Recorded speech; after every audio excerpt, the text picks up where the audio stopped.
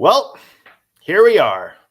The worst start in Tampa Bay Lightning history. And Greg and I are ready to go off. Get ready for today's Locked on Lightning.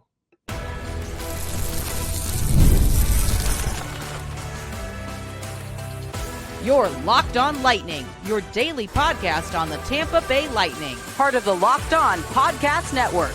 Your team every day. Thank you for making Locked on Lightning your first listen of the day. Every single day, we are your free daily Tampa Bay Lightning podcast, part of the Locked on Podcast Network, your team every day. As always, we want to begin with a shout out to our everydayers, all of you who listen to every single show, every single day. We love you. We appreciate the support you give us week in, week out. I'm Nick Morgan, and I am joined by the 9 to 5 to my Jolene, Greg Stephen. Greg, welcome in, my friend. It's a long night, Nick. It was a long, long night. Did you at least have fun at the game? Until 54 seconds left in it, yeah. We have a lot to get into about this one. As we mentioned off the top, the worst 7-game start in Tampa Bay Lightning history. The Tampa Bay Tribune pointed that out. And you know what, Greg? There's a couple of stars that we have to call out, and we are going to discuss going into this weekend whether our hands have now moved from over the panic button to on the panic button, ready to press down. A lot to get to on today's show. Before we get started, do want to mention today's episode is brought to you by Gametime. Download the Gametime app, create an account, and use code LOCKEDONNHL for $20 off your first purchase. Well, they managed to find a way to snatch defeat from the jaws of victory, Greg. Yeah. And you know what the first sign of it was to me at the game? As soon as I saw Emil Lilleberg go to the box, I was like, we're going to choke this. It's just, I mean, it's starting to feel like we're saying the same things every single show. And that's bad from a content planning standpoint, but also bad for the team because it says these mistakes aren't getting fixed. Right. And it just feels so obvious certain areas of their game right now that could and should be corrected. And it just feels like it's not happening. And look, I also think some guys are just generally cold right now. Like, don't get me started on Brandon Hagel. He looks terrible. I'm sorry. I love him. He's like one of my favorite players, but these 7 games, he has not been good at all. And I don't think there's any way to defend him, honestly. I don't know. Yeah. I mean, there's a lot to get into. And obviously, to me, there's also some positives that I think you can take away from this game if you're breaking down certain aspects of it. But at the end of the day, a loss is a loss. And John Cooper said as much. And we're going to get to all that in just one second. First, though, for those of you who weren't able to catch up with last night's game, we're going to break it down for you real fast. As Greg mentioned, same old song and dance for the Tampa Bay Lightning. We have Emil Lilleberg going to the box. The penalty leads to a Frank Nazar power play goal, puts the Hawks up 1-0.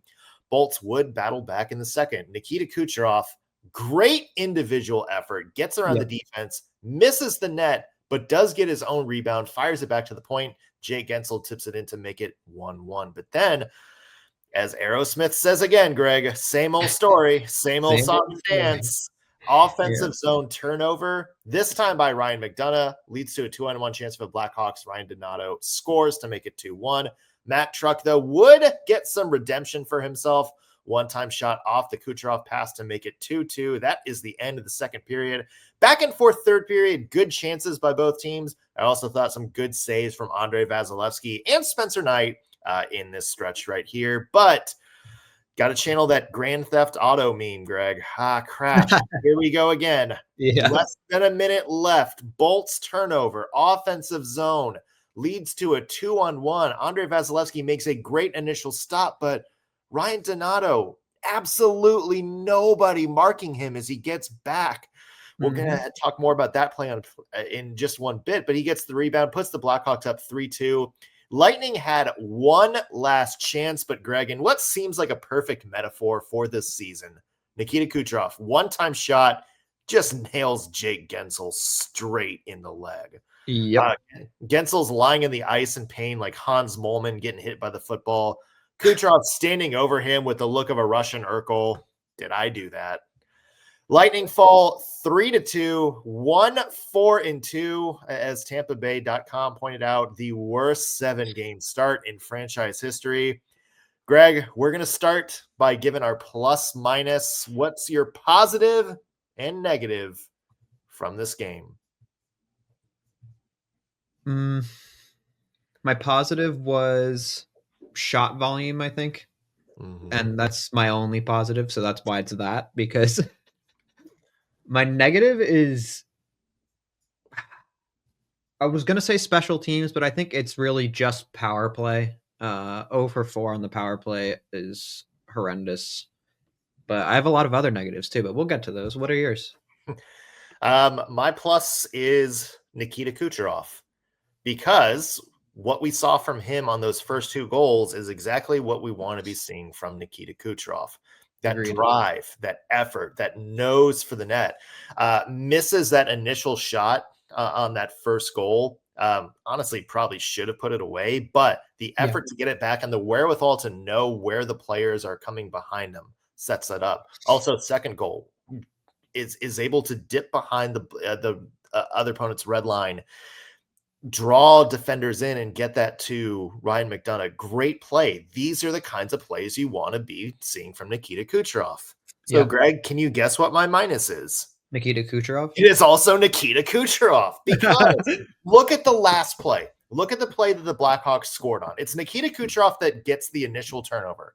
Has the puck pretty much picked right clean off his stick from, I think that was Nazar. I'll have to go back and watch. I think it was too. It was either him or Teravainen. Actually, I think it was Lucas Reichel. He gets the puck just stolen right off his stick in the offensive zone.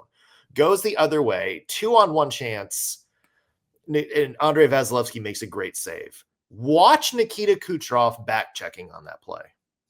Nikita Kucherov is skating like it's the end of pregame warmups. And Ryan Donato is just blaring in right behind him. And you don't see Kucherov start to skate again until he realizes, oh, crap, that's Ryan Donato right in front of me. Nikita Kucherov puts effort in on that play to get back, to get his man. It's still 2-2. He gets to that puck first. Yes. Or at the very least, he gets a stick on it and it's not a clean shot. Right. That's the kind of stuff that drives me wild about Nikita Kucherov this season. That was a preventable goal that if Nikita Kucherov just put more effort into that play, more effort into back checking, more awareness of where everyone else is on the ice, you're going to get that puck and you're going to send this to overtime with at very least a point for the Lightning.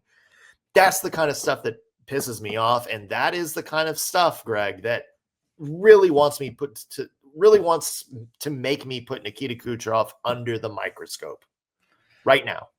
Yeah. No, I mean, look, he's made a lot of terrible turnovers so far this season. It's almost like he is overly confident, but he also always is self-critical. It's weird that he has like this conflicting sort of vibe right now. Because I feel like if he was more critical of himself, he wouldn't be making these plays that are so like 1 in 10 conversion rate, you know? Like I feel like he makes a lot of weird cross the offensive blue line plays where he just blindly like passes it behind him, you know, like a lot of that kind of stuff. And instead you put that puck in the corner, you know, and you chase it down, and the other team, if they get the puck, it's not a turnover right into the neutral zone, at least, you know? And it's just a lot of that kind of stuff. It's just like weird plays that I think are not very just fundamental hockey plays. And I think if he just like simplified it a little, he'd look a lot better. But then it's like, this is Nikita Kucherov, you know? Yeah. Like, who am I to say what he can do? I don't know. I think Kucherov definitely doesn't look like himself so far this season, and I'm with you. I think, yeah, if you're not going to back check, then don't play, because you're playing in the NHL. You got to play both sides of the game. And I feel like I've seen this from a lot of them, honestly. I don't even think it's just Kucherov. I think a lot of the Bolts have looked very sluggish when they're out of the play, you know?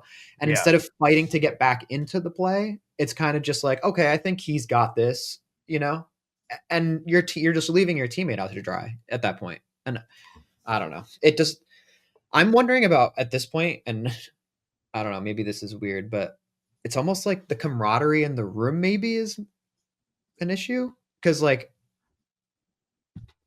Yeah, I I don't know. mean, there's nothing to back that up, but No. here's the thing.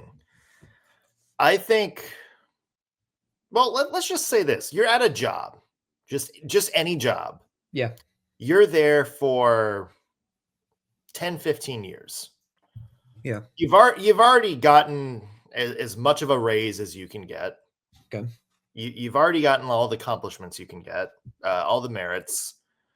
You're around the same coworkers every day. It's really easy to be complacent. Yeah. And to me, there is a lot of complacency in this lineup. And John Cooper had a quote that I really want to dive into after this break because I think it kind of reflects the same thing. And I think you may be onto something with the drive, the energy just isn't there right now in the locker room. Let's dive into that when we come back. Today's episode is brought to you by Rugiet. Guys, let's be real. Making excuses doesn't solve anything. We've heard them all before. It's just stress. I'm just tired, or it happens to everyone sometimes. But when it comes to performance, sometimes your body just needs a little extra support, and that's okay. That's where Rugiet comes in. Rugiet.com offers fast-acting, doctor-prescribed treatments for ED designed to help you stop making excuses and start making moves. Rugiet makes it easy to get started. All you have to do is connect with a board-certified doctor 100% online. No awkward waiting rooms, no in-person appointments, and if prescribed, your treatment ships discreetly straight to your door. The process is fast, simple, and private, and all handled by real doctors. It's about confidence, connection, and getting back to the moments that matter. So visit Rugiet.com/LockedOnNHL to get 15% off your first order. Again, Rugiet.com/LockedOnNHL. And don't forget to use our code LockedOnNHL so they know we sent you. Rugiet, stop making excuses and start making moves. Today's episode is also brought to you by Gametime. Hockey season is officially here, and nothing beats being in the arena for those opening games unless it's like 54 seconds left in a Tampa Bay Lightning game. But let's be honest, guys, getting tickets can be a total headache between waiting in queues, all those surprise fees, and prices that seem to jump right before you hit checkout. It's easy to get frustrated when all you want to do is cheer on your team. That's where Gametime comes in. It's the app that gives fans the advantage. It's your ultimate life hack for scoring amazing NHL tickets fast, easy, and stress-free. And it's not just hockey, folks. They have deals for NFL, NBA, baseball, concerts, comedy shows, theaters, you name it. Recently, I wanted to go to the Bengals-Lions game up here in Cincinnati. The first thing I did was pull up the Gametime app. Within seconds, I could see amazing deals. They have your choice of tickets sorted by the best deals. I could see the exact view from the field of the seats that I wanted to get. And the best part about it, it showed me my prices up front. So there was no surprise fees. I knew exactly how much I was paying as soon as I hit checkout. So if you want to take the guesswork out of buying tickets, download Gametime. Download the app, create an account, and use code LOCKEDONNHL for $20 off your first purchase. Terms apply. Again, code LOCKEDONNHL for $20 off. Swipe, tap, ticket, go. Welcome back to Locked On Lightning. Nick Morgan here, along with Greg Steven. And Greg, we are talking about the end of the game for the Lightning last night. The 3-2 loss to the Chicago Blackhawks. The Nikita Kucherov effort on that last Chicago goal. Under fire, and rightfully so, from a lot of people this morning. I want to show you a quote that John Cooper said after the game. And this was talking about, just kind of the mindset of the team right now. Regardless of if you've had guys here, and we have a lot of veterans in the lineup, just because you've done it before doesn't mean you're going to do it again. You have to understand what it took and what it takes to do it again. I don't know about you, Greg. I read this and I see this as John Cooper saying to his veterans, I'm not seeing the same hockey I've seen from you guys all those years that we started making the Stanley Cup. Yeah, I think the example you gave in our first segment with the job, it's exactly this quote. It's just he's basically saying, in my eyes, like, we're getting complacent. We don't have the determination to win right now, and it's a shame because I think what he's saying is, I know they still have it, Yeah. and they're just not using it right now. And I agree. There's Kucherov is still amazing. It's not like he's bad. It's just I don't know. I think he's right. I actually really love that quote. I think that's perfectly stated, to be honest with you. And he said something similar like this before, where it's like, we didn't just get bad at hockey overnight. Like Brandon Right. Hagel didn't turn into just some other guy. Nikita Kucherov Yeah. didn't turn into somebody who's going to, sleepwalk through plays. Yeah. And look, hockey's a tough job, but I do think you look at this Lightning roster and it's not like everybody's regressed. And it's not like, all of a sudden they're just making, I guess, like plays that you would see from an aging team every single night, or it doesn't look like they lost a step. It's all up here. It's all mental. Yeah. Yep. And to me, that seems to be the biggest hang up for the Lightning right now it's all mental. Yeah. And I feel like the further they fall into this little slump, the harder it's going to be to get out of it. And that's why I was really hoping the 5 days off would be a bit of a wake up call, kind of like, look, what is the start right now, And we got the Hawks. This is the game. Let's do it. And I think you had mentioned at the beginning of the show, is it time to like hit the panic button? Mm-hmm. And after watching this game, I think I'm just about there. Like, what's going to get them out of this? Like, yeah. I want to hold that conversation for when we Okay. talk about our weekend doubleheader, because I think Deal. there's an aspect of it that I think is going to play into what happens next. Okay. But first, I want to talk about I've seen this sentiment kind of going around where, well, at least last night's game was a step in the right direction. And we heard Ryan McDonough say, like, we did a lot of things right in last night's game. You heard John Cooper say, right now we're not making a lot of mistakes. It's just the mistakes that we are making are costing us a little bit more. So I kind of want to get your take on this, because if we look through the stats last night, only 12 giveaways. Yeah. To the Chicago's 14. That's a step in the right direction.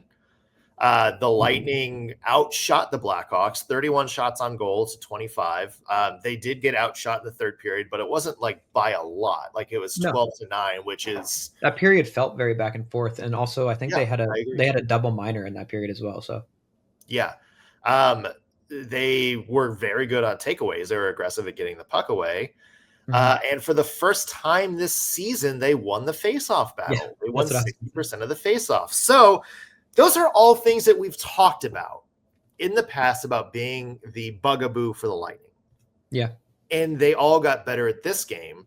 Mm-hmm. They still lost, but how much stock do you put into I'm not going to use the term moral victory, but I guess how much stock do you put into, okay, well, at least they're cleaning up some of the things that we talked about? Not much for me. If the Hawks were like the Red Wings, sure. But it's the Blackhawks. I just feel like this should be expected of this team at this point against a team like the Blackhawks.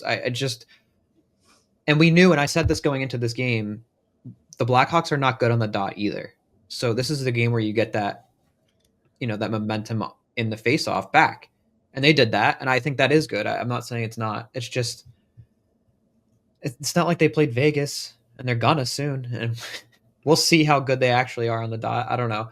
And for me, honestly, if I'm discarding everything we just talked about, all the emotional part of it and everything, right? And I'm just looking at raw, what is wrong with this team right now? It's just Emil Lilleberg taking 4 minutes of penalties a game.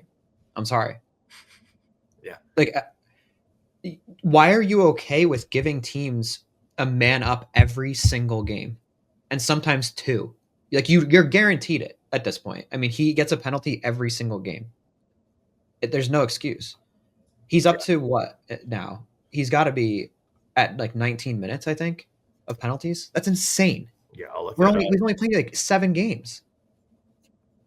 I don't get that. I don't, because I love Lilleberg. I think he's a good hockey player. I love his energy, love the physical contact. But if you're gonna cost your team like this, I just don't see a reason why he wouldn't be at least healthy scratched for a game or two. I'm sorry. Something needs to be done about things like that, and they're just not getting done, in my eyes. Yeah, 19 penalty minutes season, and that includes 1 major, so 7 minor penalties in 7 games. Yes, that is concerning. But that's the other thing is, at least he's putting effort out there. Like, he's making a lot of mistakes, but at least he's putting effort, and that's kind of what you see from, like, I mean, Brandon Hagel's not really doing much of anything right now. It's like, absolutely. sending. How do you send a message to Brandon Hagel? How do you send a message to Nikita Kucherov, who just sets up 2 amazing goals? Yeah. And then has a low effort play on the back check that leads to Chicago scoring the game winning goal. It's like, how there's so much going on here. There's so much dynamic, because like, you want to give players a chance to own their mistakes and prove up. And obviously, like, some players in this team have a longer leash than others, but I don't think you can call, and this is no disrespect to you, I don't think you can call Emil Lilleberg out for making mistakes, where at least he's going out there and putting effort in, but then, giving some other players a pass for saying they're moving at half speed. Like, how, if you're John Cooper, how do you manage all of this? And I think that to me is going to be what defines his coaching job this season. Not whether the job security or anything, but just like the job he does with this team this year. That's going to be the $1 million question to me.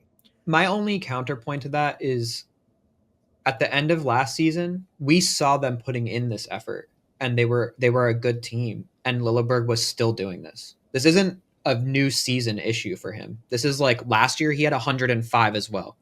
So it's not like, I'm not trying to blame Lilleberg for everything, but also, if I'm trying to win games as a manager or a coach or an owner, I'm not letting a guy go out there and guarantee a power play per game. That's just to me business, like, I don't know. Yeah. But that's it. I digress. I just wanted to put that out there. Yeah. One call out, a positive call out for this game, and then we will talk about whether it's time to hit the panic button. Okay. We will do that after this break. Today's episode is brought to you by FanDuel. NFL season, just like hockey season, is in full swing, and FanDuel has an offer you don't want to miss. Right now, new customers can bet just $5 and get $300 in bonus bets if you win. That's right. All you have to do is pick a bet, put down $5, and if it hits, you'll unlock $300 in bonus bets to use across the app. I love using FanDuel because it gives me so many different ways to play. I've built parlays. I've done player props. My favorite thing to do, follow the live lines during games with some live in-game bets. It makes watching football even more exciting when you got a little something riding in the action. So whether you're a casual fan or just love checking up on the guys on your fantasy team, FanDuel makes the game day experience so much better. So what are you waiting for? Visit FanDuel.com to download the FanDuel app today and get started. Again, FanDuel.com to download the FanDuel app and place your first $5 bet. We are back on Locked On Lightning. Nick Morgan here alongside Greg Steven. Greg, one positive for me from the game last night, 3-2 loss to the Chicago Blackhawks, the debut of Dominic James. I was about to say that too. Yeah, that's another call that I want to have. Obviously, his first, I guess, rotation with the team after being a Chicago Blackhawks draft pick I might Mhm. add, looked really, really good in the prospect camp and throughout training camp. Not like a game-changing score by any means, but just a guy that I think you can put out there and do a couple of things really, really well. I thought, even though he didn't play a lot last night, only about 10 minutes per game, I think when he was out there, you could see the impact. He was forechecking hard. He forced a takeaway. He threw a hit. He got some good traffic, and I thought he was pretty good in the faceoff circle as well. And I think that's one reason that John Cooper wanted to bring him off was some help on faceoffs. So yeah, I was happy with the debut from Dominic James. I think if you're talking about who's gonna kind of fill in that 4C spot, Mhm. he's looked the best out of the options they've had so far for somebody who wants to play that role. Yeah. No, I'm with you. He was noticeable on the ice. Like, I was at the game and I saw him when he was out there. He was flying too. He was putting in full effort on every shift, just like we're asking for. So, yeah, I'm with you. I thought he did great and happy for him too, because I think that was his first game, right? So, Yeah. awesome. All right, so let's talk about this weekend. Tomorrow, Anaheim Ducks in Tampa, and then a Sunday game against the Vegas Golden Knights, who right now are one of the best teams in the NHL. I haven't checked the standings this morning, but I think they still might be the best team in the NHL, actually. I Nope, think you're right. Colorado passed them. Okay. Oh, they did. So Yeah, last night. Yeah. Colorado passed them last night. Also tied with the Utah Mammoth. So Pretty shout out crazy. Mammoth. So obviously two big games. Yeah. Ducks have looked pretty solid. Obviously, Vegas is a tough test. Oh, Greg, yeah. and here we go. We're 1-4-2 heading into this back-to-back, Greg. I mean, is this weekend the indicator for whether or not we're coming on Monday's show and punching the panic button? Yeah, I think so. I think so too. And like, I don't expect to win against Vegas by any means, but I think you got to beat the Ducks now. You haven't even won a home game yet. No. And Anaheim has won their last two and put 7 up on the Bruins last night. Yeah, I saw that. 7-5, right? Yeah. So to me, I'm not going into any of these games with any amount of, I guess, enthusiasm is the right word. Right, yeah. I'm kind of going into it as this might get ugly. And that's to me, Greg. If the Lightning drop one more of these, I think if they come out of this weekend even like 1-2, I'm hitting the panic button. And it also depends on how they look as well. Because if we come in here Monday and we talk about the turnovers and we talk about effort level and we talk about faceoffs and we talk about dumb penalties, it's a sign. I'm on the verge of a rant here, but and I'm trying not to be. But I think to me that is a sign of big danger in the locker room, because that tells me the message isn't getting across. Yeah. And then the question becomes, what do you do? If John Cooper's not pulling energy level out of this group this year, and they're making the same mistakes, and he's saying all the right things and doing all the right things, but nothing's working. I don't know. No. Let me give you a topic that's related to this that maybe we can talk about on Monday. Okay. And we'll reevaluate. But someone left a comment on one of our videos, and I thought it was very intriguing. I hadn't thought of it. They said that Hedman is a great voice alongside a main captain's voice. And part of me is wondering if we've really seriously overlooked the value of Steven Stamkos's captainship. And oh yeah. And I feel like I definitely did, because that matters a lot more than people realize in hockey, especially. And I'm wondering if maybe Hedman isn't the right head voice, not that I think he's a bad leader by any means. I think he is that guy. I just I just thought about that. I thought that comment was very interesting, and I wanted to mention it because maybe that is also an issue. I don't think it all falls on Coop, and I do think some does. Like you said, he's got to be able to draw it out of them as well. But I don't think it's all him there. I think the players also need to find it within their group. But I digress. I think that's just an interesting subject to talk about later, based on what happens this weekend, really. Yeah. The other thing I wanted to bring up before I rant is we have two goalies who are over a 3 goals against average, and our backup has a much better save percentage right now, and it's not even wonderful.